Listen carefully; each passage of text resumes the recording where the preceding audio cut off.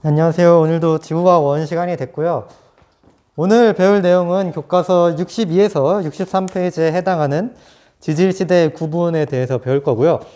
이거에 대해서 배우기 전에 먼저 61페이지, 거기 저번 시간에 탐구를 안 하고 넘어갔는데 거기 탐구 먼저 하고 오늘 배울 내용에 대해서 하겠습니다. 그래서 60페이지 탐구 한번 봐보세요. 탐구.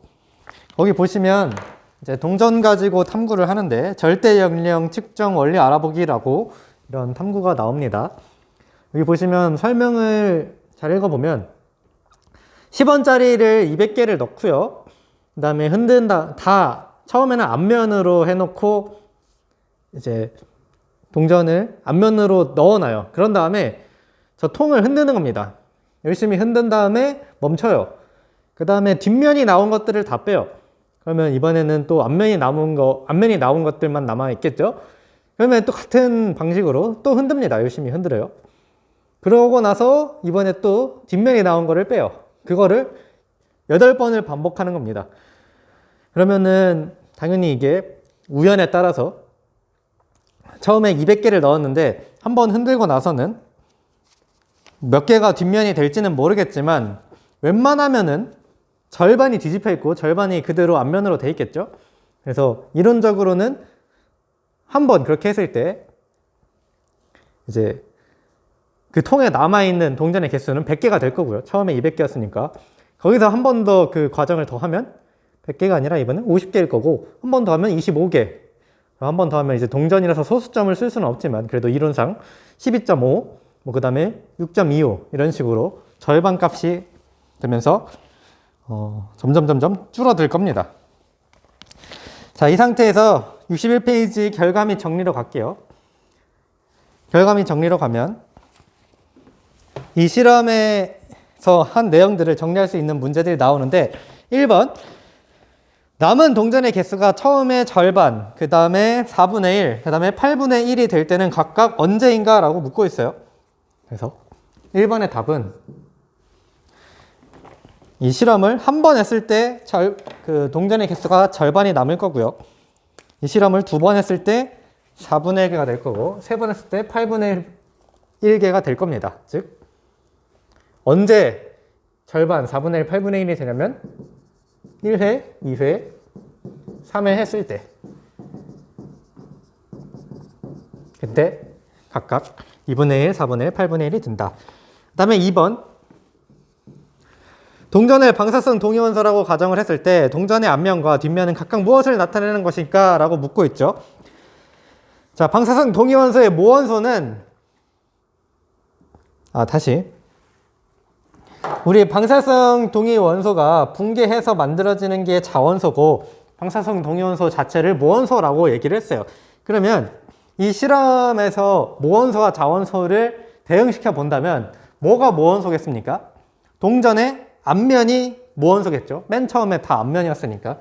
그래서 앞면은 모원소에 대응이 되고 그렇다면 뒷면은 동전의 뒷면이 나온 거 요거는 자원소에 대응이 될 겁니다. 한번 시행했을 때 다 앞면이었는데 뒷면이 절반 정도 생길 거고 2번 시행하면 그 남은 절반의 앞면 중에서 또 절반이 뒷면이 될 거고 그게 모원소가 점점 자원소로 바뀌는 이 과정을 우리가 확인할 수가 있는 거죠.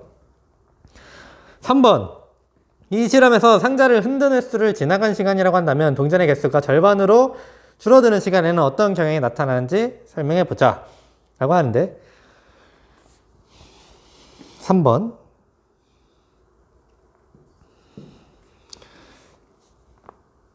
상자를 흔든 횟수가 시간이면 절반으로 줄어드는데 앞면의 동전 개수가 절반으로 줄어드는데 드는 시간은 이제 어떤 경향이 있느냐라고 묻고 있는 거죠. 1회일 때 2분의 1이 됐고요. 2회일 때 4분의 1이 됐고요. 3회일 때 8분의 1이 됐어요. 즉 절반 원래 처음에는 1이었다가 한 번 하니까 절반, 2번 하니까 또 절반, 3번 하니까 또 절반.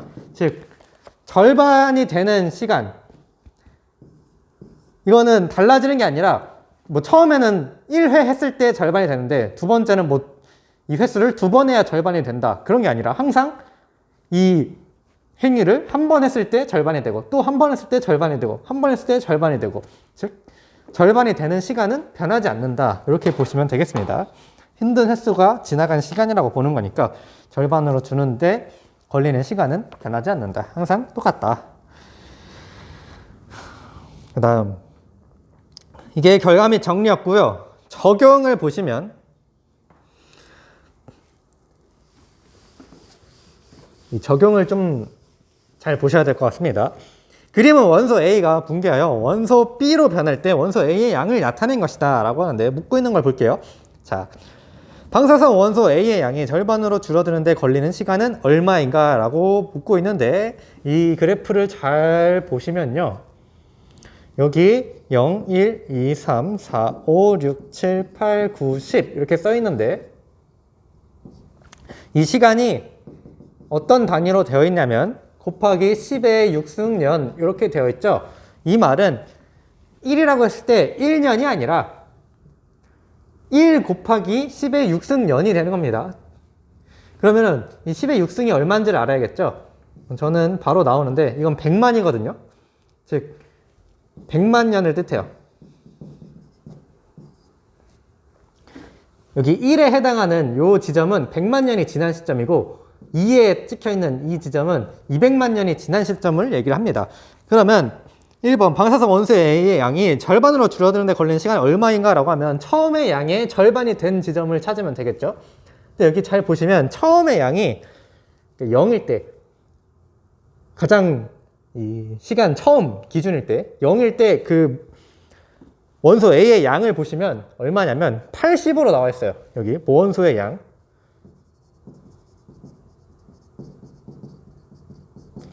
80에서부터 시작을 합니다. 그러면 얘가 절반이 되려면 모원소의 양이 얼마가 돼야지 절반이 되는 걸까요?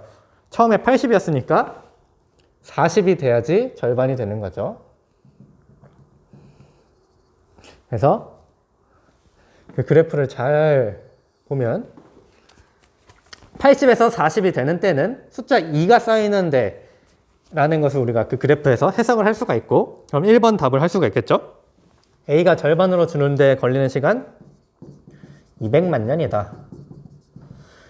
자, 그러면 2번 어떤 암석 속에 포함된 원소 A와 B의 비율이 1대 3이라고 한다. 이 암석의 절대 연령은 얼마인가? 라고 묻고 있는데 A의 반감기 1에서 구했죠.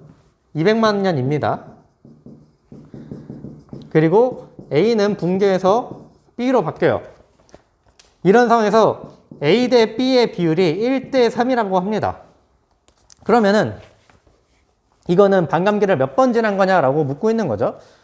자, A가 1이고 B가 3이다 라는 뜻은 A의 양은 4분의 1이고 B의 양은 4분의 3이다 이렇게 봐도 되죠. 4대 1대 4대 3은 1대 3이니까 즉 A의 양이 처음에 비해서 4분의 1이 된 거예요. 그러면은 반감기를 몇 번 지난 거예요? 2번 지나야겠죠? 2분의 1에다가 2분의 1이 돼야지 4분의 1이 되니까 반감기를 2번 지났다. 그러면은 이 암석의 절대 연령을 묻고 있다면 이제 400만 년이구나 라고 답을 할 수가 있겠죠. 특히 이 2번에서 좀 조건을 정확히 넣어준다면 어떤 암석 속에라고 하는 게 아니라 어떤 화성암 속에 포함된 원소 A와 B 이렇게 말을 해줘야지 정확한 그 화성암의 절대 연령을 구할 수 있을 겁니다. 왜냐하면 퇴적암이나 변성암의 경우에는 암석의 절대 연령을 나타내는 것이 아니기 때문에 화성암이라고 꼭 한정을 시켜줘야 정확한 문제가 될 수 있을 것 같다라고 더 보시면 될 것 같고요. 자, 마지막 3번 시간에 따른 원소 B의 변화량을 그래프에 나타나 보자 라고 하는데 이거는 A가 줄어든 만큼 B가 늘어나게 그리면 돼요. A가 처음에 80이었다가 200만 년 후에 40이 됐는데 그러면 B는 얼마여야 되냐? 처음에 0이었으니까 200만 년 후에 40이 돼야 될 거고요. 그 다음에 이제 이 원래 그래프에서 보면 400만 년 지점에서 양이 20이 될 겁니다. 20. 이렇게 그려져 있으니까 요거에 딱 대응되게 데칼코마니처럼 A가 400만 년일 때 20이니까 B는 400만 년일 때 60이 돼야죠. 60 이렇게 그려놓고, 그럼 뭐 하나 더 그린다면 A는 600만 년일 때 10만큼 남죠. 10. 그러니까 B는 이 600만 년일 때 70만큼 있게 이렇게 그래프를 그려주면 이거는 시간에 따른 A의 그래프, 얘는 시간에 따른 B의 그래프, 이렇게 그릴 수가 있겠습니다. 그래서 뭐 이런 그래프, 반감기 그래프 어려운 건 아닌데 처음에 시작하는 양을 잘 알아야지 반감기가 걸리는 시간을 정확히 알 수가 있고요. 만약 이게 100이라고 써 있으면 처음 시작량이 100이었으면 50이 되는 곳에 해당하는 그 시간이 반감기가 되겠죠. 근데 지금 80으로 나와 있으니까 40이 되는 그 시간을 찾은 거고, 그 다음에 여기 시간축에 써 있는 시간의 단위, 여기는 100만 년이라고 되어 있는데 다른 데는 단위가 1000만 년일 수도 있고 그냥 1년일 수도 있고, 이런 것들을 주의해서 이 그래프를 해석하시면 더 좋을 것 같습니다. 이렇게 탐구는 마무리를 짓고요. 62페이지로 갑시다. 오늘 할 거를 봅시다.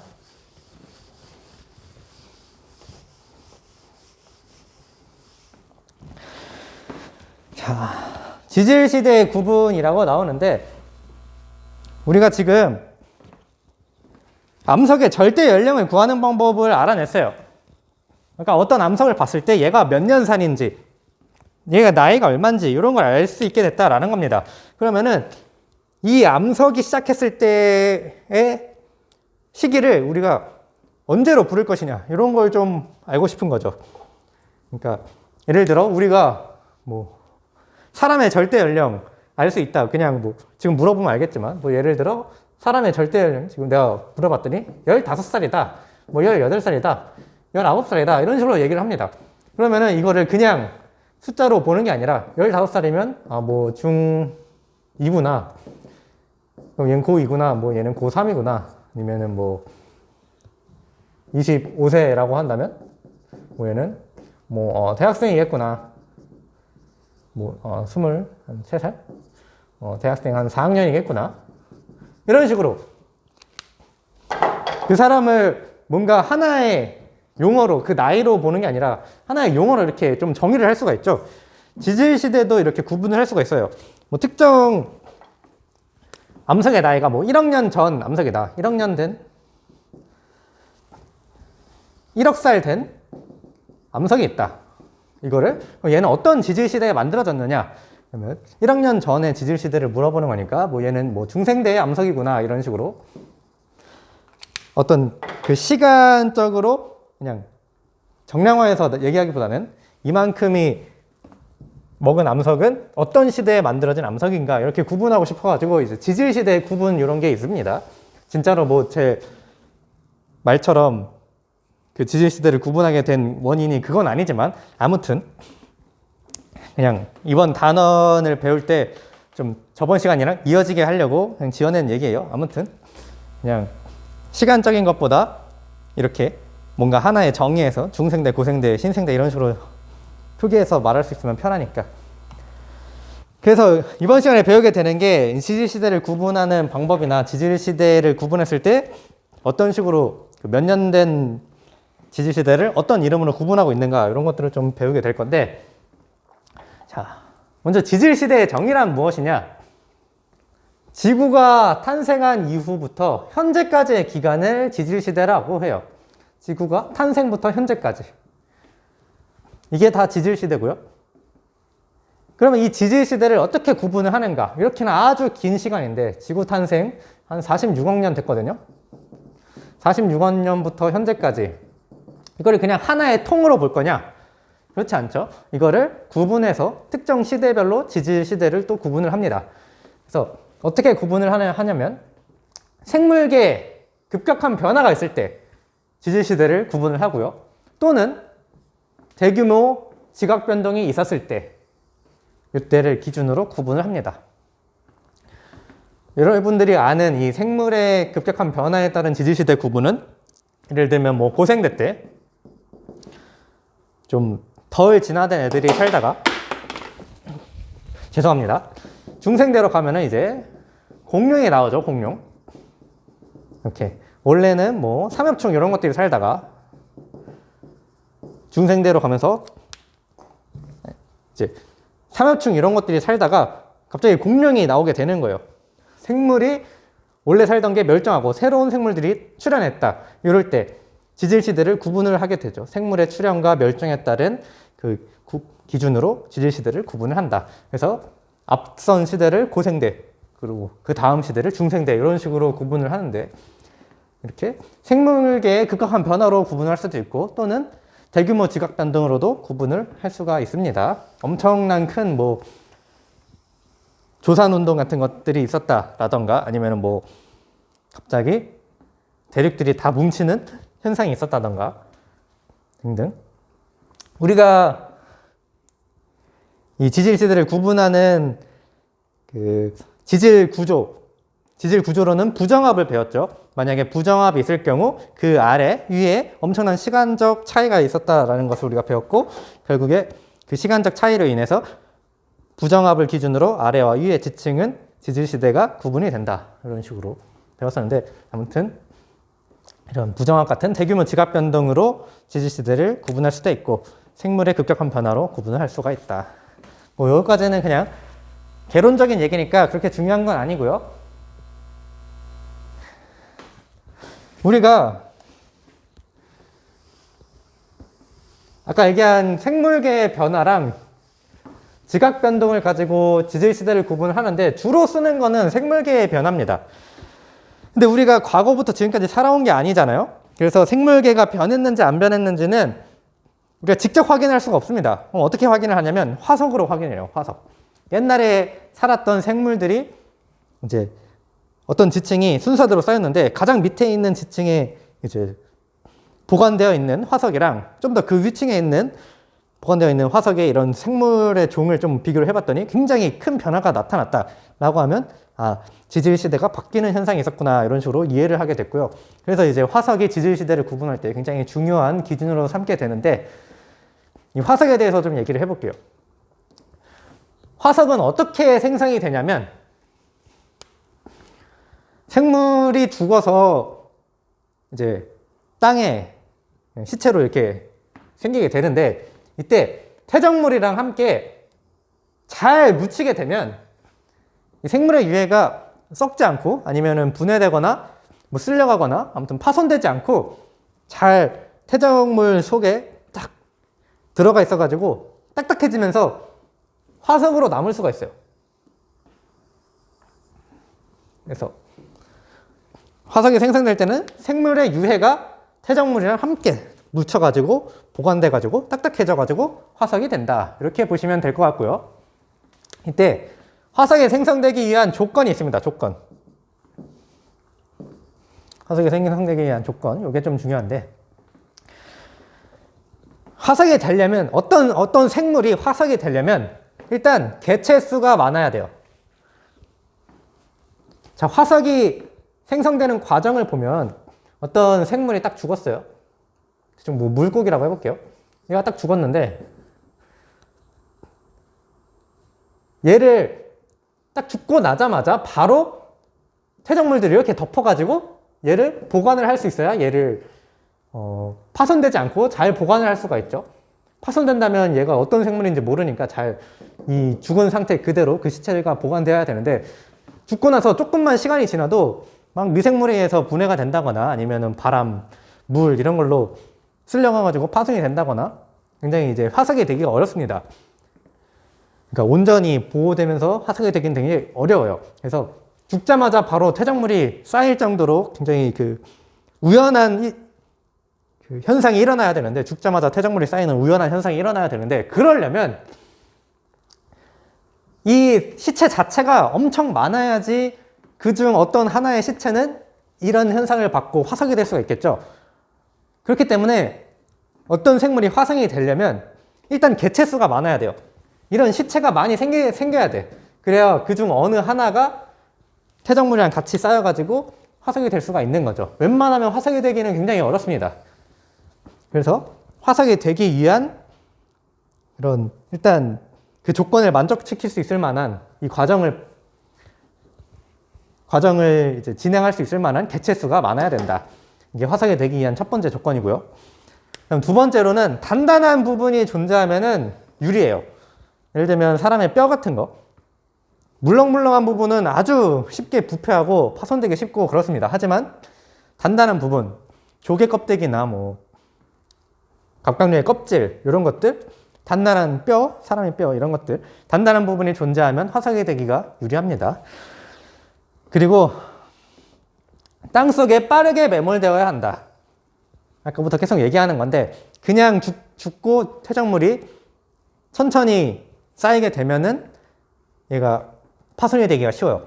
그러니까 죽자마자 바로 쌓여야 됩니다. 이러한 조건이 필요한다.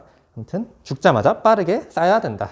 왜 빠르게 쌓여야 되냐면 이 땅속에 갇혀야지 미생물의 분해를 많이 피할 수가 있거든요. 그래서 죽자마자 빠르게 퇴적물에 쌓여야 분해되지 않고 잘 화석으로 보존이 될 수가 있다. 그리고 당연한 얘기지만 지각 변동이나 변선 작용을 받지 않아야 됩니다. 잘 화석이 됐는데 잘 보관이 됐어요. 근데 지진이 일어나는 거예요. 그럼 이거 뭐 단층이 일어나거나 습곡이 일어나서 얘가 부서지거나 쭈그러들거나 뭐 아무튼 엄청 파손될 확률이 많겠죠. 또는 마그마가 이렇게 와가지고 얘들 다 녹여버렸어요. 변성이 돼가지고 다 녹였습니다. 그러면 화석이 이제 잘 만들어졌어도 이후에 사라지는 현상도 이렇게 발생될 수가 있겠죠. 아무튼 잘 만들어졌다 하더라도 지각 변동이나 변선 작용을 받지 않아야지 화석의 온전히 잘 생성될 수가 있다. 그래서 이 네 가지 조건들 잘 기억을 해 두시기를 바라고요. 이때 화석에는 크게 표준화석과 시상화석이라는 게 있습니다. 표준화석과 시상화석. 이것도 중요해요. 표준화석과 시상화석의 정의를 좀 알아야 되는데 표준화석은 어떤 화석이냐면 특정 시기에만 생존해가지고 지층의 생성 시기를 판단할 수 있는 화석이 표준화석이에요. 표준화석은 한번 얘기를 했었는데 아무튼 예를 들어 뭐 1억 년 전에서 6천만 년 전 사이에 살았던 애 뭐 A라는 생물이 이때 살았어요. 근데 어떤 지층에서 A의 화석이 발견되었다 라고 하면 이 지층은 언제 만들어졌느냐라는 것을 우리가 유출할 수가 있죠. 적어도 1억 년에서 6천만 년 전 사이에 이 사이에 만들어진 지층이구나 라는 걸 알 수가 있습니다. 왜냐? A가 그때 살았던 애니까 적어도 이 지층은 그때 만들어졌겠구나 라는 걸 알 수가 있죠.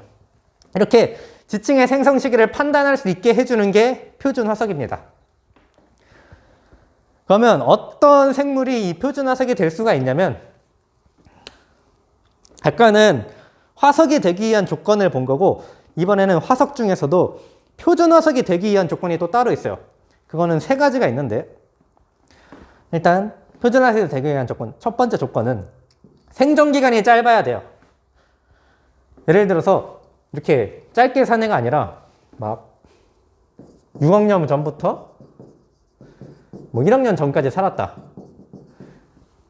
이건 무려 5억 년이나 살았던 애입니다. 이렇게나 길게 산 걸로는 특정 시기를 이제 보여주기가 굉장히 어려워요.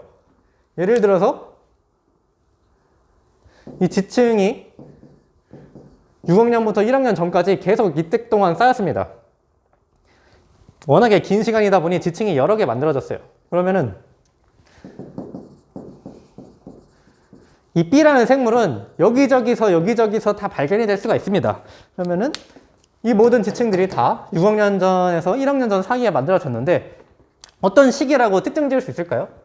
그거는 굉장히 어렵겠죠. 그래서 생존기간이 좀 짧은 애들, 얘네들을 표준화석으로 사용하기가 용이하다. 생존기간이 긴 애들은 표준화석으로 쓰기가 어렵다. 이렇게 보시면 될 것 같고 그다음 두 번째로는 분포지역이 넓어야 돼요. 왜냐하면 이 표준화석은 특히 지층의 생성 시기를 판단할 수 있는 것도 있는데 이제 지층을 서로 비교도 할 수 있어야 되거든요. 어떤 특정 지역의 생성 시기만 보는 게 아니라 어떤 특정 지역과 특정 지역의 지층을 비교해가지고 어떤 게 더 먼저 생겼냐 이런 걸 판단하는 데도 도움이 돼야 돼요. 근데 얘가 아주 어떤 분포 지역이 굉장히 좁으면은 거기에서만 발견되는 표준 화석이 될 수가 있습니다.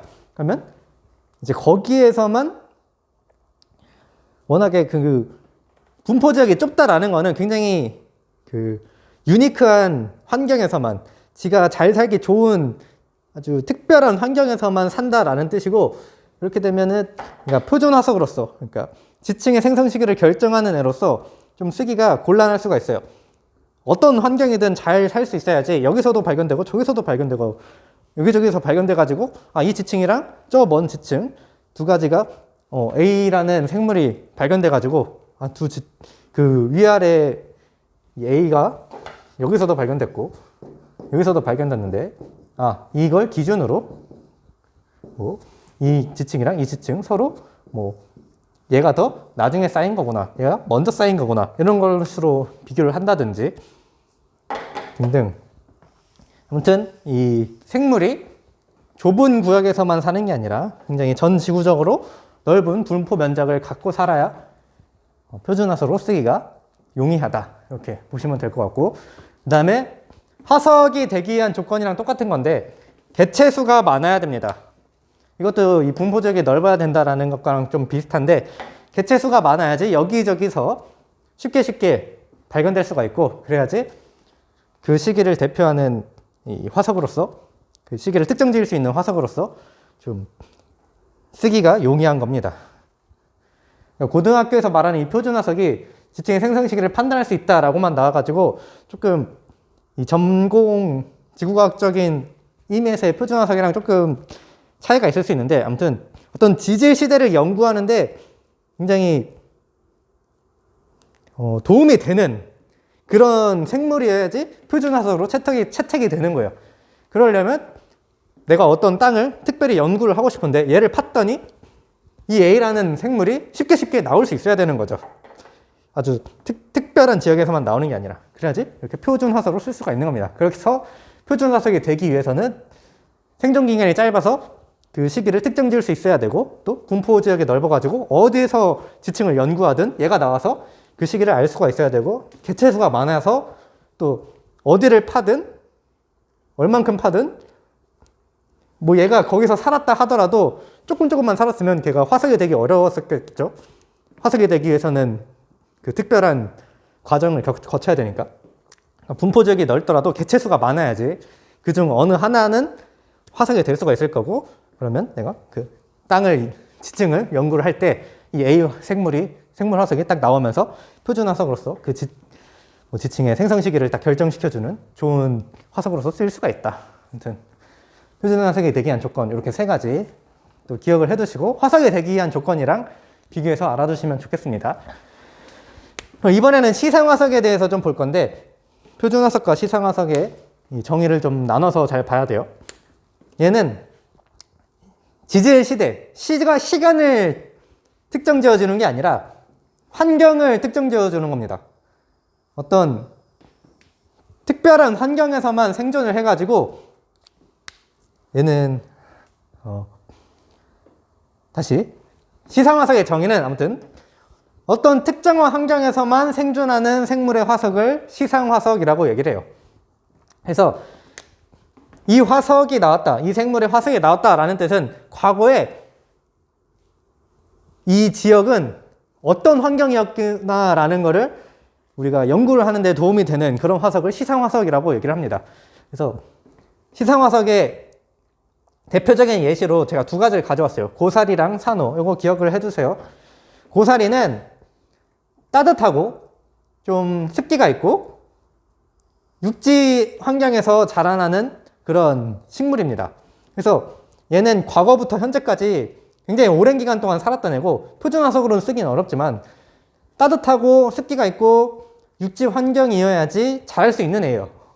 춥거나 아니면은 건조하거나 바다에서 자랄 수 있는 애가 아닙니다. 딱 이 세 가지 조건을 만족해야지 고사리가 자랄 수 있어요. 그러면은 어떤 지역에서 고사리의 화석이 발견되었다라고 하면 예전에 이 지층이 만들어질 때는 따뜻하고 습기가 많고 육지였겠구나. 요거를 바로 알 수가 있게 되는 겁니다. 그래서 이 지층이 만들어졌을 당시의 환경을 지시해 주는 게 바로 시상화석이에요. 똑같이 산호라는 이 생물은 굉장히 오랜 시간 동안 살았던 애인데 얘는 특별한 환경에서만 삽니다. 따뜻하고 얕은 바다에서 살아요. 깊은 바다도 아니고 차가운 바다도 아니고 따뜻하고 얕은 바다. 그래서 산호화석이 발견이 되었다라고 하면 이 지층은 예전에 따뜻하고 굉장히 얕은 바다 환경이었겠구나. 그런 걸 특정 지을 수가 있는 겁니다. 그래서 표준화석과 시상화석이 둘 다 이게 발견이 된다면 얘는 뭐 1학년 전 만들어진 지층이면서 뭐 따뜻하고 습기가 있고 육지 환경이었겠구나. 이런 것들을 우리가 그 지층의 생성 시기랑 생성 환경 이런 것들을 다 알 수 있게 만들어주는 거죠. 아무튼 시상화석은 그 환경을 알 수 있게 해주는 생물의 화석이다. 이렇게 보시면 되겠습니다. 그래서 시상화석은 오랜 기간 살수록 되게 좋아요. 과거에서부터 현재까지 잘 살아온 애일수록 언제 어디서든 발견이 될 수가 있어가지고 그러니까 그 환경만 맞으면은 언제 어디서든 발견될 수 있기 때문에 그 지층이 만들어진 환경을 잘 알려줄 수가 있다. 뭐 그것까지는 아무튼 안 중요하고 시상화석과 표준화석의 정의를 알아두시고 표준화석에 제기한 조건이랑 이 시상화석의 예시 두 가지는 알아두시길 바랍니다. 그래서 이렇게 화석으로 지질시대를 구분을 했는데 구분한 지질시대는 어떤 식으로 나타나느냐 이제 제대로 배우는 거죠. 지질시대는 큰 순서대로 일단 누대로 나누고 그 다음에 좀 작게 대로 나누고 그 다음에 더 작게 기로 나눠요. 이거는 어떻게 보면 되냐면 예를 들어 학교로 봅시다. 학교. 우리가 5성고니까 5성고가 있고 큰 의미에서 5성고가 있고 또 옆에 업성고가 이렇게 있을 수 있죠. 누대라는 건 시간을 굉장히 크게 잡은 거예요. 그리고 그 안에 1학년, 2학년, 3학년 이런 게 있을 겁니다. 이런 거라고 하면 좀 1학년, 2학년, 3학년이 있을 겁니다. 그 큰 틀 안에서 세분화 시키는 거. 그러면 대로 가는 거예요. 큰 누대 학교라는 이 케이스 안에 1학년, 2학년, 3학년 이렇게 나눈 거. 그거 누대, 큰 건 누대, 작은 건 대. 이것보다 더 작을 수도 있죠. 1학년 1번부터 12번까지 있고, 2학년 12번까지 있고, 3학년 12번까지 있는데, 이런 식으로 학년을 또 반으로 나눈 거, 더 작게 나눈 거, 이런 것들이 이제 지질시대에서 누대, 대, 기 순으로 이렇게 구분을 한다. 시간 스케일이 누대가 가장 크고, 대가 그거보다 좀 작고, 기가 제일 작은 이런 순서입니다. 그래서 누대의 정의를 잘 보시면 지질시대를 구분하는 가장 큰 단위를 누대라고 부르고요. 누대는 3개가 있습니다. 시생누대, 원생누대, 현생누대 이렇게 3가지가 있고 각각의 특징을 보면 시생누대는 생명이 시작된 시기를 시생누대라고 불러요. 그리고 원생누대는 생물이 시작되고 나서 이제 원시적인 생물이 나타나기 시작하면 원생누대라고 부릅니다. 그리고 원시적인 생물에서 더 진화해서 눈에 보이는 생물까지 나오게 되면 현생누대라고 불러요. 현재는 현생누대에 우리가 살고 있는 거고요. 과거에 아주 초기에는 시생누대에서 시작해서 원생누대, 현생누대 이렇게 시간 스케일이 지나온 겁니다. 그 다음에 대는 이제 생물의 멸종과 출현을 기준으로 시대를 구분한 건데 이 현생누대 안에서 생물이 다양하게 원래 살던 게 멸종하고 새로운 생물이 출현하거나 이런 것들이 계속 반복되어 와요. 그래서 이 현생누대를 대로 좀 더 작게 나눠가지고 고생대, 중생대, 신생대 이런 것들이 있는 거고요. 그리고 고생대, 중생대, 신생대 안에서도 중생대는 주로 공룡이 살았는데 좀 저도 중생대 공룡을 정확히 알고 있지는 않지만 중생대 트라이아스기에서 초식 공룡들이 좀 많이 살다가 주라기로 와가지고 좀 육식 공룡이 많이 나오고, 그다음에 뭐 백악기로 와서는 뭐 어룡이라던가 익룡 이런 것들이 나오기 시작하는, 그게 확실한지는 모르겠지만 아무튼 공룡도 다 공룡이긴 한데 특징적인 공룡들이 있잖아요. 그래서 공룡에서 포유류로 진화하는 아주 큰 생물종의 변화는 중생대, 신생대로 구분을 하지만 그 공룡 안에서도 약간의 변화가 있을 때 그런 거는 기로 좀 구분을 합니다. 그래서 중생대는 뭐 트라이아스기, 주라기, 백악기 이런 거 세 가지의 기로 구분을 하는데, 아무튼 대를 세분화한 게 기고, 얘는 생물종의 비교적 작은 변화가 있을 때는 기로, 그 대 안에서 기로 구분한다. 이렇게 보시면 되겠습니다. 그래서 이게 마지막 페이지인데, 아까는 방금 페이지는 지질시대에 대해서 개론적인 얘기였고, 좀 더 세부적으로 보면은 가장 처음에 나타나는 시대를 성캄브리아 시대라고 불러요. 얘는 시생누대랑 원생누대를 합해서 부르는 시대고요.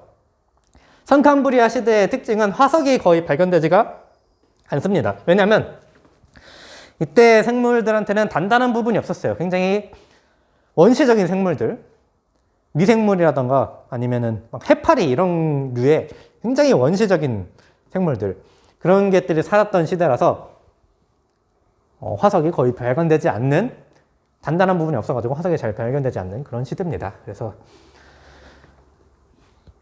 아무튼 그런 시대인데 여기를 이름을 선캄브리아 시대라고 불러요. 왜 선캄브리아 시대냐면 고생대의 가장 처음에 있는 기를 캄브리아 기라고 부르는데 캄브리아 기보다 먼저 나왔다. 그래서 먼저 선자를 써가지고 선캄브리아 시대 이렇게 부르는 겁니다. 고생대의 캄브리아 기보다 앞선 시기라서 이름이 선캄브리아 시대다.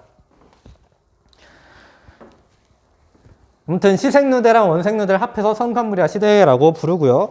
그러면 이제 현생누대가 나오겠죠. 현생누대는 큰 세 개의 대로 나눌 수 있어요. 고생대, 중생대, 신생대로 구분을 합니다.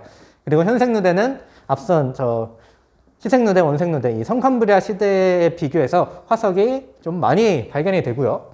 단단한 부분이 있는 생물들이 출현하기 시작해가지고 화석이 잘 발견이 됩니다. 그래서 이 고생대, 중생대, 신생대는 충분히 여러분들이 아시겠지만 이 안에서도 기를 좀 알아야 돼요. 고생대는 다 외워야 됩니다. 카모실대 석패라고 제가 써놨는데 그 교과서를 보시면 63페이지 옆에 요 표가 보일 거예요. 그러면은 이 고생대에 해당하는 기가 있습니다. 밑에서부터 캄브리아기, 오르도비스기, 실루리아기, 대본기, 석탄기, 페른기 요거 이렇게 있는데 앞글자를 그냥 딴 거예요. 카모, 실대, 석패. 요 6개의 기 다 외우셔야 됩니다. 그 다음에 중생대 보시면 트라이아스기, 주라기, 백악기가 있는데 트지백 해가지고 또 여기 써놨어요. 중생대도 다 외워야 됩니다. 3개 순서대로.